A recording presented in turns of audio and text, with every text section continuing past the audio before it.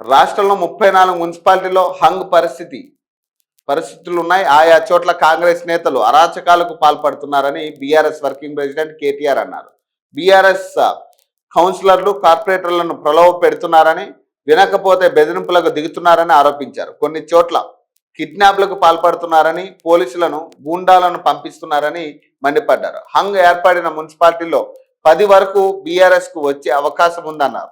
ఆదివారం తెలంగాణ భవన్లో సేవాలాల్ మహారాజ్ జయంతి వేడుకలను నిర్వహించారు.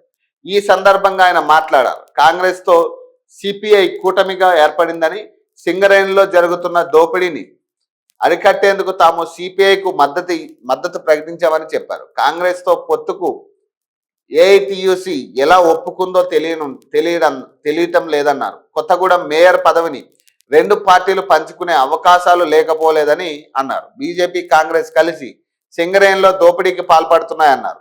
ఎవరు కలిసి వచ్చినా రాకపోయినా సింగరేణి సంస్థ ప్రయోజనాలు, కార్మికుల హక్కుల కోసం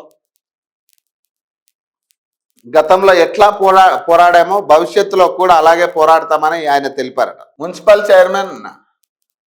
చైర్మన్ మేయర్ పదవుల్లో బీసీలకు 50% ఇవ్వాలట. మున్సిపల్ చైర్మన్ మేయర్ పదవుల్లో బీసీలకు 50% కేటాయించాలని రాజ్యసభ సభ్యుడు, బీసీ సంక్షేమ సంఘం జాతీయ అధ్యక్షుడు ఆర్ కృష్ణయ్య డిమాండ్ చేశారు. మున్సిపల్ ఎన్నికల రిజర్వేషన్లో బీసీలకు అన్యాయం చేశారని, అయినప్పటికీ జనరల్ స్థానాల్లో బీసీలు వచ్చి గెలుపొందారని తెలిపారు. హైదరాబాద్ బషీర్బాగ్ ప్రెస్ క్లబ్ లో జాతీయ బీసీ సంక్షేమ సంఘం రాష్ట్ర అధ్యక్షులు నీలం వెంకటేష్, బీసీ ఐక్య వేదిక అధ్యక్షుడు అనంతయ్య అధ్యక్షతన జరిగిన సమావేశానికి ఆర్ కృష్ణయ్య ముఖ్య అతిథిగా హాజరై ప్రసంగించారు.